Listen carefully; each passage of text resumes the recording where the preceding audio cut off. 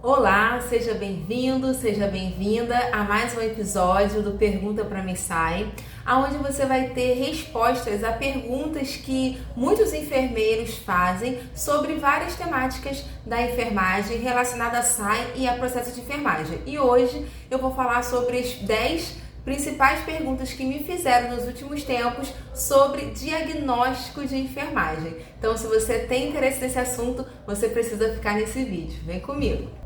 Meu nome é Angélica Lira, eu sou enfermeira, professora e já abordo esse assunto de SAI, processo de enfermagem, diagnóstico de enfermagem há bastante tempo.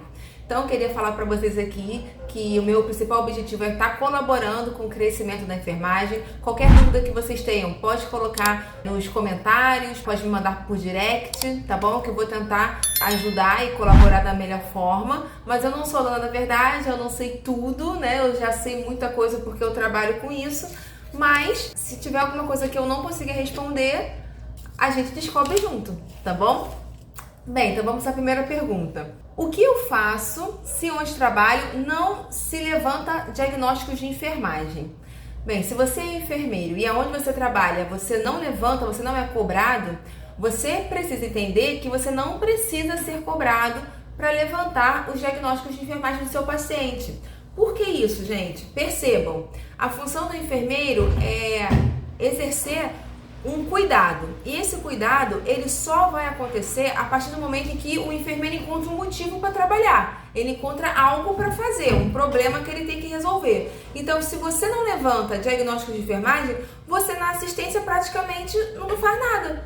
Porque você não identificou os problemas que o seu paciente tem, então como é que você vai intervir para resolver os problemas? Você percebe que a não realização desta função, desta etapa do processo de enfermagem, ela anula todo o restante do seu trabalho? Ah, Angélica, mas isso não existe, porque eu trabalho. Eu faço o meu trabalho, eu trabalho aqui exercendo cuidado, eu avalio os pacientes, eu solicito as medicações, eu oriento os técnicos, eu passo sonda.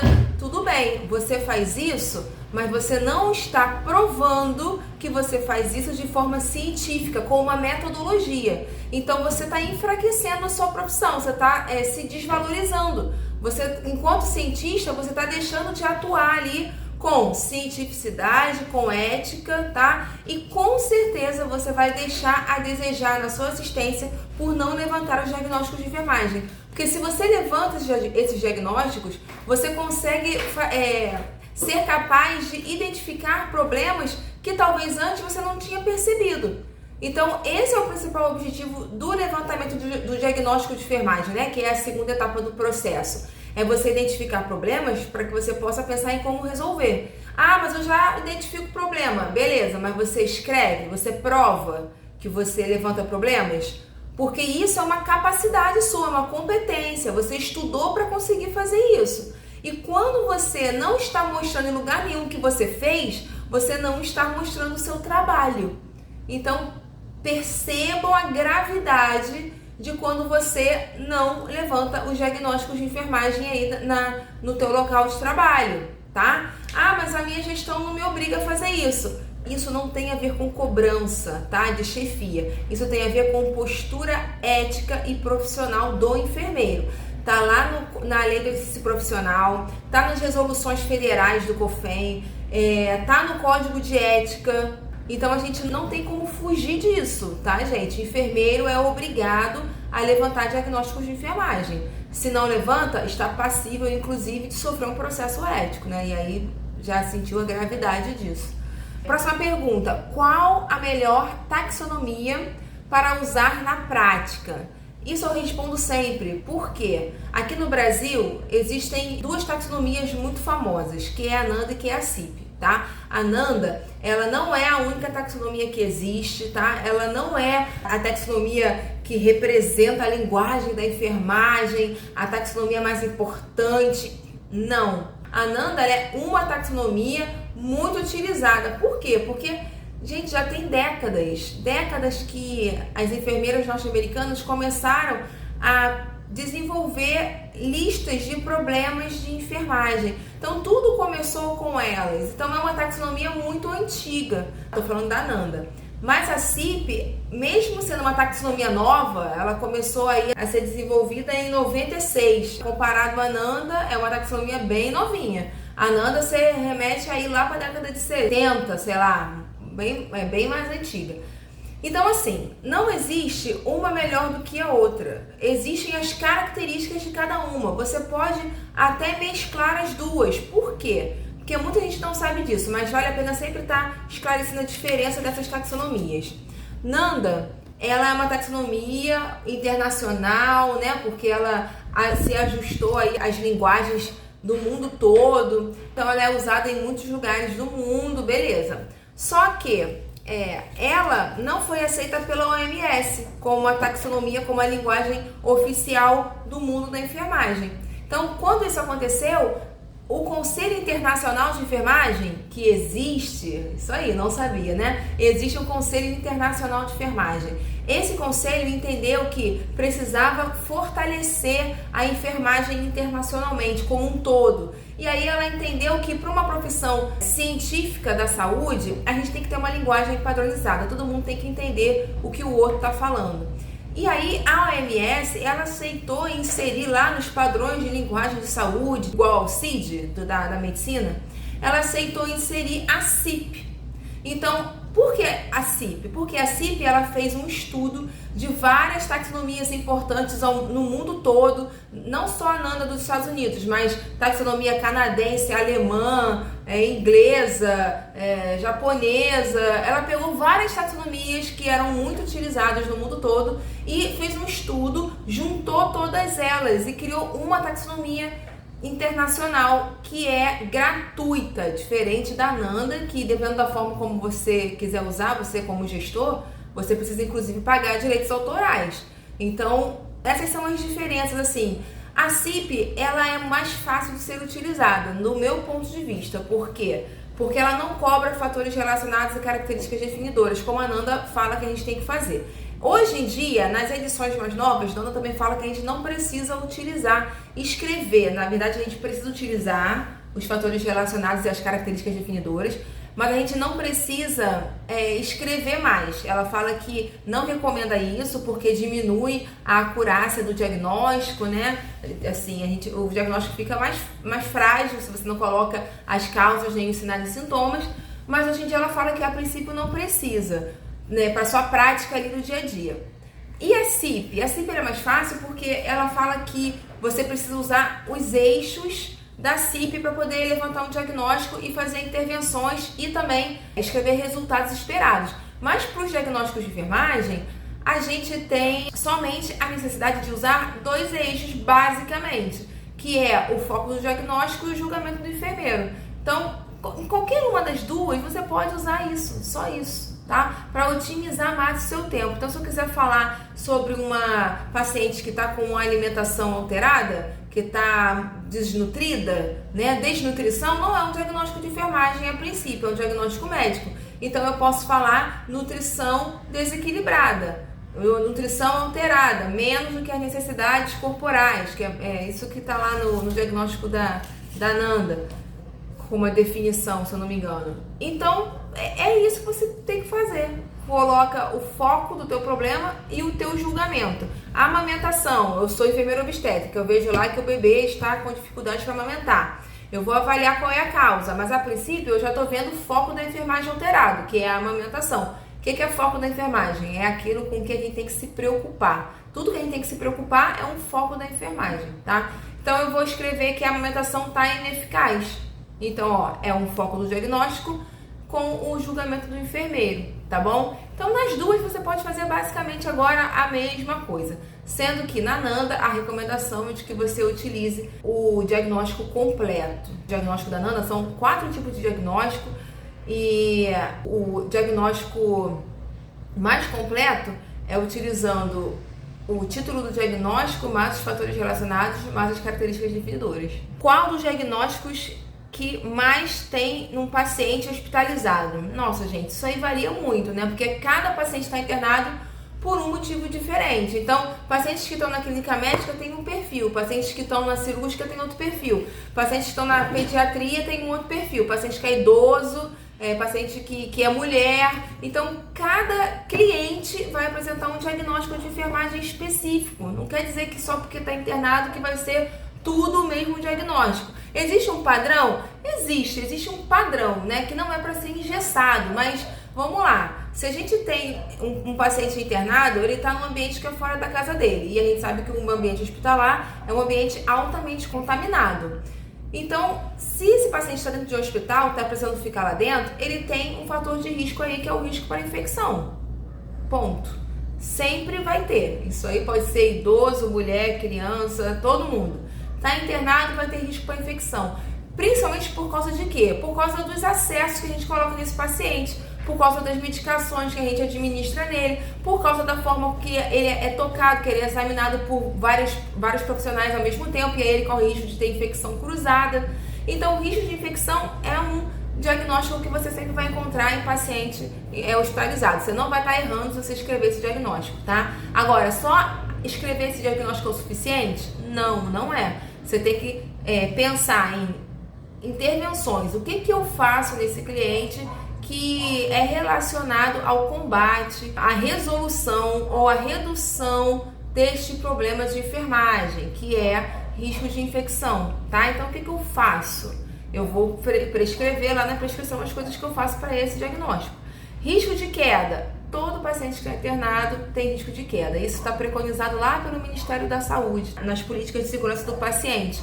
Todo paciente que está hospitalizado tem que ser preenchido um protocolo, que está lá ensinando no protocolo do Ministério da Saúde, ensina tudinho. Fala que você tem que informar o paciente sobre os riscos de queda, que você tem que informar ao acompanhante, ele precisa assinar um documento de que ele está ciente, de que ele precisa evitar andar sozinho no hospital, que ele, se não estiver se sentindo bem, que ele não pode levantar da cama. Tudo isso são intervenções em nível de protocolo que já existem para esse diagnóstico de risco de queda. Vai ter que utilizar ele. Então, deem uma lida, estudem e vejam quais as intervenções principais. Risco para a integridade da pele prejudicada. Por quê, gente? Principalmente em paciente que é idoso, que é obeso, que é desidratado, que é desnutrido, que se alimenta mal, que está com mobilidade física prejudicada. Porque são pacientes que estão restritos ao leito, eles ficam mais restritos, né? E aí, se estão restritos ao leito, a gente já sabe, acaba sempre aparecendo as famosas úlceras por pressão. E essas úlceras por pressão, a gente não fala isso, risco de úlcera por pressão. A gente escreve o quê? Risco de integridade da pele prejudicada. A integridade da pele do nosso paciente vai estar prejudicada pelo risco que ele está apresentando, já que está muito tempo deitado, às vezes ele usa fralda, fica muito tempo molhado. Então, tudo isso vai colaborar para a presença desse diagnóstico, né, de risco. Lembrando para vocês que o diagnóstico de risco não é um diagnóstico que já existe. O paciente ele pode vir a ter, tá? Então, a gente tem sempre que pensar isso. O diagnóstico de risco, por exemplo, segundo a Nanda, não tem características definidoras. Por quê? Características definidoras são sinais e sintomas da existência de um problema. Então, se o diagnóstico é de risco, ele não vai existir. Déficit de conhecimento. Isso é um diagnóstico de enfermagem muito presente nos pacientes internados. Não em todos, tá? Então, isso aí já é um exemplo de um diagnóstico de enfermagem que aparece muito em pacientes hospitalizados, mas não em todos. Então, você não pode usar ele para qualquer paciente que está hospitalizado, tá? Por quê? Déficit de conhecimento é um diagnóstico que está mostrando que o paciente ele desconhece algum tipo de informação que seria importante para ele. Então, o paciente está internado, às vezes ele não sabe por que está internado. Ele vai fazer uma cirurgia, ele não sabe que ele vai fazer uma cirurgia. Ele não sabe qual é a doença que ele tem, qual é a gravidade. Ele não sabe qual é a medicação que ele usa. Então, assim, ele está mostrando que ele tem um déficit de conhecimento referente a alguma coisa. Então, você pode escrever déficit de conhecimento relacionado à doença, déficit de conhecimento relacionado às medicações, déficit de conhecimento relacionado ao uso da insulina. Então, você está identificando que ele está desconhecendo alguma informação que seria importante para ele, que você entende que ele deveria saber? Então, você vai colocar lá esse diagnóstico, tá? E aí você vai traçar intervenções para tentar minimizar ou resolver esse problema, tá? Então, é mais ou menos isso, gente. Um outro diagnóstico que aparece muito em paciente que está internado, distúrbio do padrão de sono. Isso é uma coisa muito comum, porque o paciente está internado, fica ali naquela bolha da enfermaria, né? E às vezes não vê o dia passar e troca a noite pelo dia, dorme mal pra caramba, às vezes dorme o dia inteiro, fica acordado a noite toda. E é sempre aquele incômodo muito grande, porque às vezes a gente tem algumas instituições que a enfermaria não tem aquelas luzes individuais, né?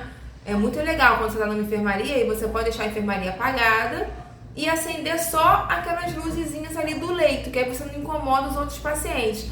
Mas infelizmente isso não é uma realidade de todos os hospitais. Tem vezes que você tem que fazer medicação de madrugada, SOS, medicação de horário, você não pode deixar de fazer, e aí você tem que acender aquele interruptor que acende toda a enfermaria. E aí o paciente que está dormindo, coitado, é acordado pelo barulho, é acordado pela luz. Então isso é muito comum ter distúrbio no padrão de sono, tá? Então não confundam distúrbio do padrão do sono com insônia. Então, para você saber realmente, a minha dica, né, o que eu faço para eu ter certeza de que eu estou usando esse diagnóstico correto no meu paciente, eu vou lá no livro da Ananda. É o livro que eu mais gosto para estudar definição de problemas de enfermagem. Então, eu vou lá no livro dela e procuro o diagnóstico. Eu vou no domínio, porque a Ananda, ela é um catálogo de problemas, né? Então, eu, quando quero ter certeza de que eu estou usando o diagnóstico certo, que é isso que meu paciente está apresentando, eu vou lá na Ananda, aí vejo qual é o domínio que está prejudicado. No caso de sono, tem a ver com atividade e repouso. Aí eu vou lá, dou uma olhada, procuro todos os diagnósticos que está falando de sono. E aí eu vou lendo a definição de cada um deles e vou vendo qual que mais parece com o que o meu paciente tem, tá bom? Isso é uma forma de você tá acertando aí mais no diagnóstico do teu paciente. Como é que eu faço para ter certeza absoluta? Aí você vai nas características definidoras. Por quê? Porque lá vai ter uma listinha dos sinais e sintomas de que vão existir referente a esse diagnóstico de enfermagem, tá? Então, é isso que eu sempre fiz, gente. E eu consigo resolver na maioria das vezes, tá? O instrumento de registro onde trabalho é muito longo. O que fazer? Então, a gente tem que lembrar que a gente não tem muita escolha. Quando a gente faz processo de enfermagem, nós temos que pensar em alguma forma de registrar, tá? Ah, mas é muito longo. Então, assim, senta com a gestão e conversa com a gestão e explica, olha, para nossa prática aqui, para nossa rotina, esse instrumento está muito longo, a gente não consegue preencher. E aí eles vão falar para você, consegue sim, vocês têm que dar o jeito de vocês, porque tem que fazer, porque a ONA tá mandando acreditação, porque o conselho veio aqui e mandou fazer e tem que fazer. Não é assim que as coisas são. A gente precisa chegar ao melhor consenso. Então você tem que chamar a coordenação e falar, olha, eu preciso que você venha aqui, que você passe algumas horas comigo, para você ver como é que eu faço a minha rotina, para você entender que esse instrumento está muito longo, 7 folhas, está muito grande, a gente precisa pensar em otimizar. Às vezes faz um modelo de checklist, né, que é aquele de múltipla escolha, às vezes cria um roteiro de texto dissertativo para facilitar ali a escrita. Gente, resume, sabe? Usa dados mínimos de enfermagem, você não precisa ficar falando do paciente inteiro, aquela complexidade toda. Se você é um paciente que está com uma questão urológica, foca nesse sentido e só escreve outros problemas se você identificar. Exame físico, a mesma coisa. Foca mais no exame físico, não precisa fazer aquele exame físico super completo se você não tem condição, se você não tem tempo. Se você tem tempo, o seu plantão você fica com 4 pacientes, com 5 pacientes, você não vai ter desculpa para preencher o que for necessário com relação à assistência ao paciente. Agora, se você tem 20, aí realmente a gestão tem que pensar aí em como viabilizar esses registros da melhor forma. Onde trabalho, usamos um programa computadorizado, mas ainda é muito limitado. O que fazer se não achar o diagnóstico de enfermagem no sistema?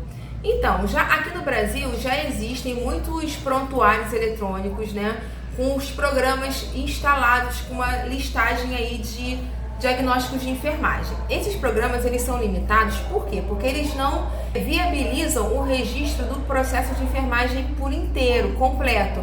ou ele não conecta, sabe, as etapas do processo de enfermagem, coleta de dados, com os problemas levantados, com o planejamento, com uma prescrição e depois com a avaliação, que na verdade é uma reavaliação do paciente, né? E aí acaba que você tem que criar uma estratégia para conseguir fazer isso. Você no seu dia a dia vai pensando em como que você vai operacionalizar a tua assistência usando o processo e como que você vai registrar. Não pode deixar de registrar. Então, o que eu te sugiro? Mesmo sendo um prontuário eletrônico ou informatizado, né, você tem sempre um espaço para fazer um texto dissertativo. Sempre vai ter um espaço lá. Todos os prontuários eletrônicos e todos os programas que eu já vi, sempre tem um espaço onde você pode escrever ali deliberadamente e autonomamente o que você achar de importante. Então, usa esse espaço e mostra para a coordenação, olha, esses diagnósticos aqui, ó, aqui a gente não utiliza. Eu estou sempre utilizando esse aqui, ó, já tem algumas semanas que eu estou escrevendo esse diagnóstico dessa forma. E eu sempre tenho que usar esse espaço aqui embaixo para poder dizer que eu estou identificando esse problema. Então, usa esse recurso, tá? Te recomendo usar esse recurso. Te recomendo utilizar o recurso manuscrito também, porque em muitos lugares o prontuário ele é eletrônico, mas ele também é impresso. Então, quando você imprime, você pode escrever a caneta nele e carimbar, tá? Que também é uma informação válida que você pode utilizar. E conversar com a gestão, gente. Esses problemas a gente tem sempre que estar reportando a nossa gestão. Posso inserir um papel em branco com a minha evolução no prontuário? Então, às vezes eu até falo isso de brincadeira, né? Mas a gente não pode fazer isso não, tá? Porque legalmente falando, juridicamente, o juiz pode não achar válido, tá? Porque é um impresso que não é padronizado da instituição. Então, pode ser considerado um registro ilegal, inválido. Ele não tem impresso, então qualquer um pode escrever aquilo ali e inserir no prontuário.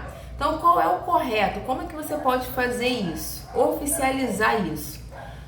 Você vai procurar o teu gestor, o teu coordenador, o teu gerente, você vai explicar para ele, olha, eu utilizo o processo de enfermagem, aqui, pelo que eu vi, vocês ainda não têm isso instituído, mas eu, enquanto enfermeira, preciso utilizar, você sabe, né? Você faz assim, né? Você fala para ele assim, você sabe que eu preciso, né? Porque eu não quero correr risco de sofrer um processo ético.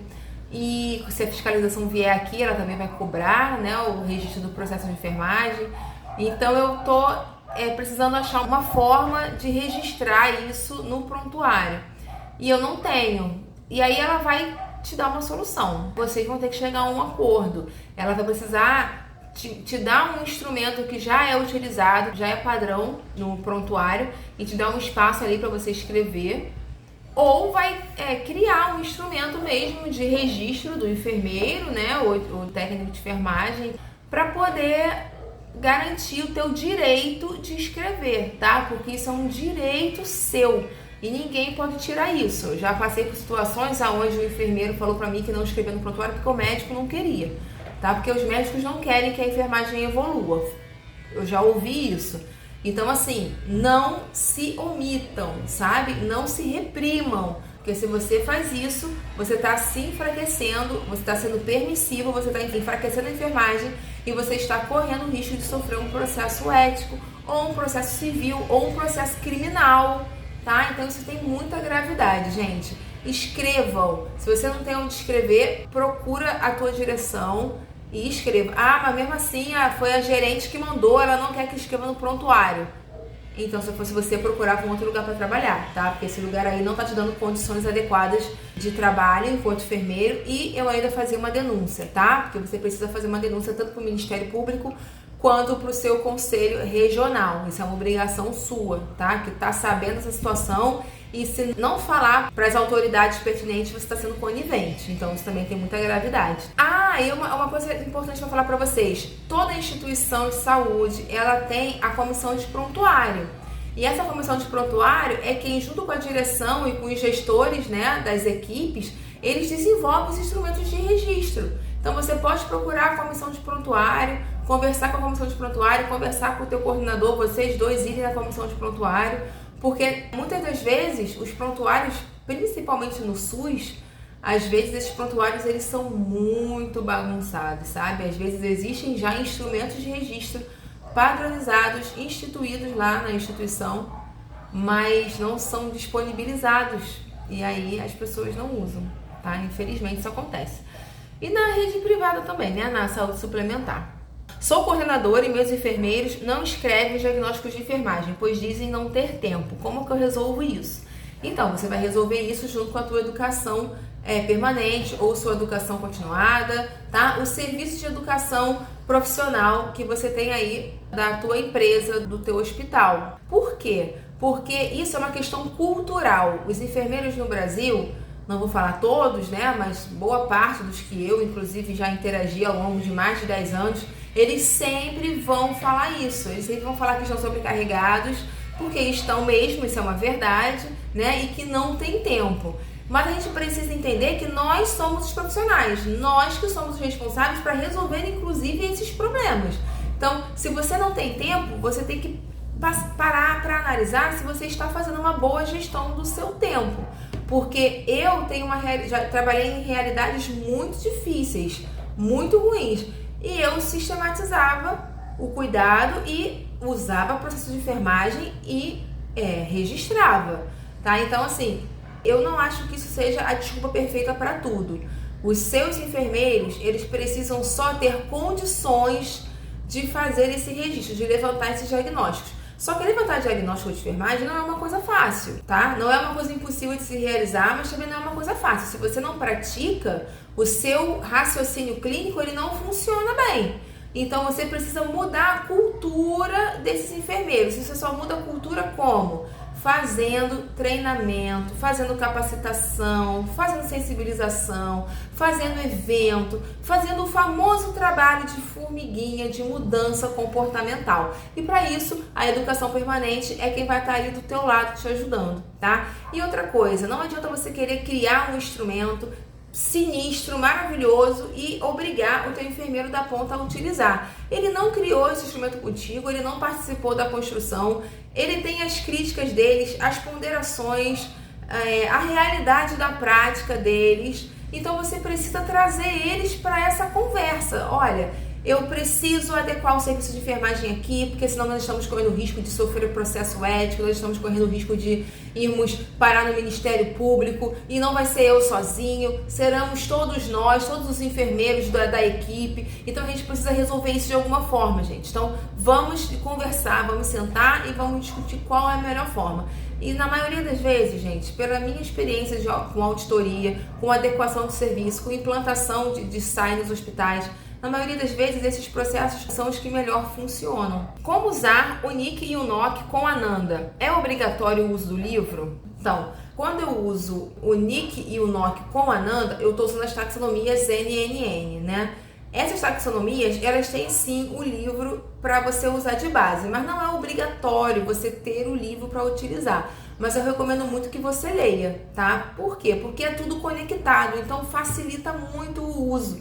No início, você vai perder um pouco mais de tempo, vai gastar aí meia hora para fazer essas ligações dos diagnósticos de enfermagem do seu paciente. Mas depois, com o tempo, você vai gastar 10 minutos. Por quê? A prática leva à perfeição, leva à melhora dos processos, né? Então, assim, o NOC você pode usar de duas formas, tá? Ou só utilizando o termo de resultado esperado que você quer alcançar, que é isso que é o livro do NOC, tá? E você pode usar também os indicadores que o NOC recomenda. Então, o NOC ele tem várias tabelas com escalas numéricas, com indicadores avaliativos do teu paciente para cada problema de enfermagem da Nanda. Então, assim, eu recomendo que você leia, que você conheça. Eu, inclusive, dou aula sobre NOC, porque eu acho uma metodologia, uma tecnologia fantástica de enfermagem. E, assim, você pode escolher, tem lá 20 indicadores para avaliar um diagnóstico de enfermagem. Você vai usar os 20 indicadores? Não, você vai utilizar um ou dois, ou aqueles que você já está acostumado a investigar no teu paciente para avaliar o determinado problema de enfermagem. A Nanda são as intervenções, então é a mesma coisa, são as intervenções relacionadas para cada atividade que vai resolver um problema de enfermagem. Então você pode usar as conexões. Você tem livro que tem as ligações da Nanda Niknock e tem os livros separados que você também pode utilizar as conexões. Soube que Nanda é pago. Como é isso?